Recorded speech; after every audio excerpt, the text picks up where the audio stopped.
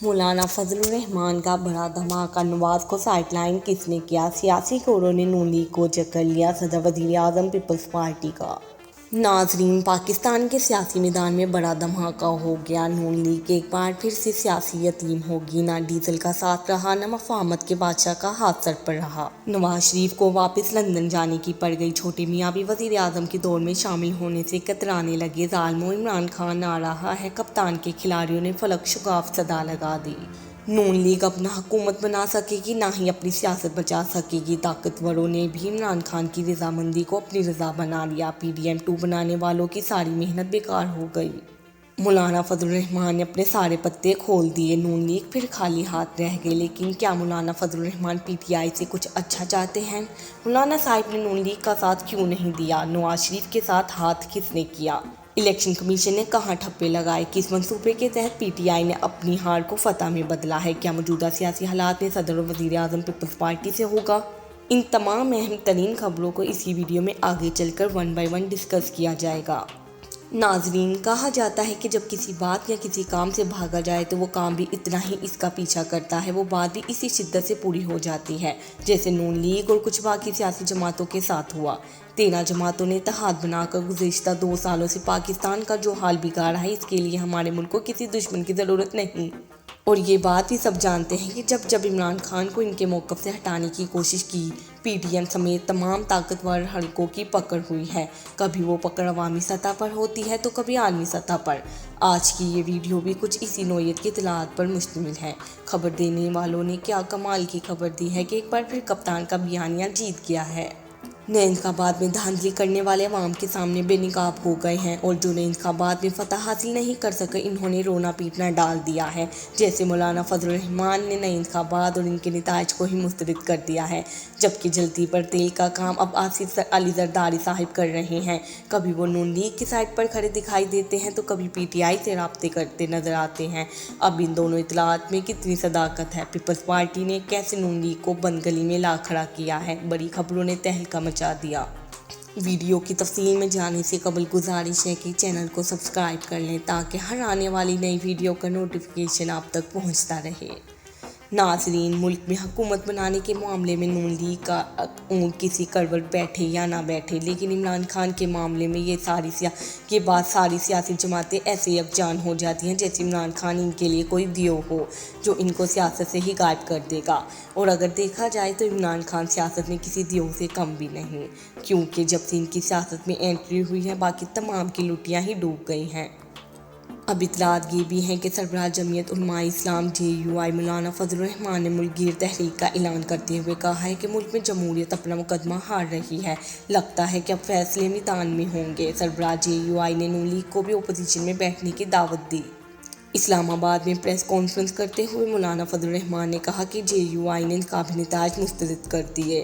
دھاندلی نے 2018 کی دھاندلی کا بھی ریکارڈ توڑ دیا۔ ہماری نظر میں پارلیمنٹیں اپنی اہمیت کھو چکی ہیں۔ سربراہ JUI نے مزید کہا کہ ہم سڑکوں پر رہ کر عوام کا مقدمہ لڑیں گے۔ JUI کو دھاندلی کے ذریعے شکست دی گئی، پارٹی کی شکست سازش کے تحت کی گئی۔ فضل الرحمان نے کہا کہ ہم پارلیمنٹ میں جائیں گے لیکن کسی بھی جماعت کے ساتھ اتحاد نہیں کریں گے۔ فضل الرحمان نے نون لیگ کو بھی اپوزیشن میں بیٹھنے کی دعوت دیتے ہوئے کہا کہ نواز شریف کو اپوزیشن میں بیٹھنے کی دعوت دیتا ہوں۔ ان کا کہنا تھا کہ JUI نے اسرائیل کی مخالفت کی اور حماس کی حمایت کی۔ JUI ایک نظریاتی قوت ہے، ہم کسی مصلحت کا شکار نہیں ہوں گے۔ مولانا فضل الرحمان نے کہا کہ عالمی قوتوں کی اماء پر JUI کو شکست سے دوچار کیا گیا۔ مولانا فضل الرحمان نے اسٹیبلشمنٹ پر تنقید کرتے ہوئے کہا کہ اگر اسٹیبلشمنٹ سمجھتی ہے کہ الیکشن شفاف ہوئے تو پھر 9 مئی کا بیانیہ دفن ہو چکا ہے۔ انہوں نے کہا کہ اسٹیبلشمنٹ سمجھتی ہے الیکشن درست ہیں تو قوم نے غداروں کو ووٹ دیا ہے۔ امیر جمعیت علماء اسلام نے مزید کہا کہ الیکشن کمیشن ہمارے لوگوں کی درخواستوں کی سماعت نہیں کر رہا۔ الیکشن کمیشن کا کردار روز ازل سے مشکوک رہا ہے، اپنے مقاصد کے حصول کے لیے ملک میں تحریک چلائیں گے۔ 22 فروری کو اسلام آباد جنرل کونسل، 25 فروری بلوچستان میں صوبائی جنرل کونسل، 27 کو خیبر پختونخوا پشاور، 3 مارچ کو کراچی میں جنرل کونسل اور 5 مارچ کو لاہور میں جنرل کونسل کا اجلاس ہوگا۔ ناظرین، پاکستان پیپلز پارٹی نے اہم آئینی عہدوں کے لیے مشاورتی عمل تیز کر دیا۔ اتحادی حمایت کریں یا نہ کریں، پاکستان پیپلز پارٹی تمام آئینی عہدوں پر اپنے امیدوار لازمی کھڑے کرے گی۔ मीडिया रिपोर्ट्स के मुताबिक सदर मुमलिकत के ओहदे के लिए साबिक सदर आसिफ अली जरदारी, चेयरमैन सेनेट के लिए श्री रहमान और सलीम मंडीवाला के नामों पर गौर किया जा रहा है। स्पीकर कौमी असम्बली के लिए यूसुफ रज़ा गिलानी, खुर्शीद शाह, राजा परवेज अशरफ में से कोई एक उम्मीदवार हो सकता है। ताहम यूसुफ रज़ा गिलानी स्पीकर कौमी असम्बली के ओहदे के लिए मजबूत उम्मीदवार हैं। ज़राए का कहना है कि बिलावल हाउस लाहौर में होने वाली मुलाकात में नून लीग ने वज़ीर आज़म की सपोर्ट करने पर चेयरमैन सेनेट और स्पीकर कौमी असम्बली के दोनों ओहदे पीपल्स पार्टी को देने की पेशकश की। ताहम इस मुलाकात में सदर मुमलिकत के ओहदे पर कोई बात नहीं हुई। इस हवाले से मुस्लिम लीग नून के रहनुमा राना सनाउल्लाह ने सदर मुमलिकत के ओहदे से मुतल्लिक पीपल्स पार्टी के साथ मामलात तय पाने की तरदीद की है। इन्होंने कहा, हमने पीपल्स पार्टी को सदर का ओहदा देने की कमिटमेंट नहीं की। पीपल्स पार्टी वजारतें लेकर भी हुकूमत का हिस्सा होगी, वजारत ना लेकर भी हुकूमत का हिस्सा रहेगी। इस वक्त ऐसी हुकूमत की ज़रूरत है जो सबको साथ लेकर चले और सख्त फैसले करे। इधर पाकिस्तान मुस्लिम लीग नून के सदर शहबाज शरीफ, साबिक सदर आसिफ अली जरदारी, चौधरी शुजात, अलीम खान, खालिद मकबूल और दीगर रहनुमाओं ने कहा है कि इलेक्शन का मरहला ख़त्म हो चुका है। अब हमारी जंग मुल्क को दरपेश चैलेंजेस के खिलाफ होगी। यहाँ बैठी तमाम जमातों के बाद 2/3 अक्सरियत है। मुफाहमती अमल में PTI को भी शामिल करेंगे। आइंदा हुकूमत की पहली तरजीह माशी एजेंडा होगा। पाकिस्तान पीपल्स पार्टी तमाम आईनी ओहदों पर अपने उम्मीदवार लाजमी खड़े करेगी।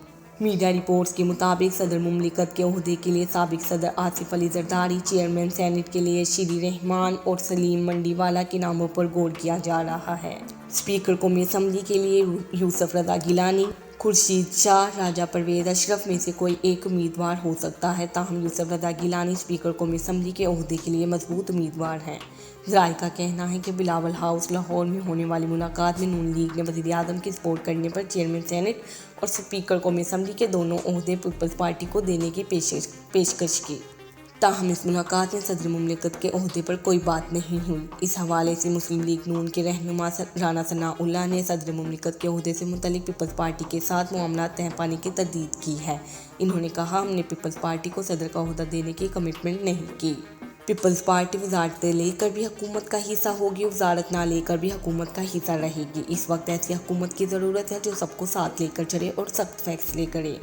इधर पाकिस्तान मुस्लिम लीग नून के सदर शहबाज शरीफ, साबिक सदर आसिफ अली जरदारी, चौधरी शुजात, अलीम खान, खालिद मकबूल और दीगर रहनुमाओं ने कहा है कि इलेक्शन का मरहला ख़त्म हो चुका है। अब हमारी जंग मुल्क को दरपेश चैलेंजेस के खिलाफ होगी। यहाँ बैठी तमाम जमातों के बाद 2/3 अक्सरियत है। मुफाहमती अमल में PTI को भी शामिल करेंगे। आइंदा हुकूमत की पहली तरजीह माशी एजेंडा होगा।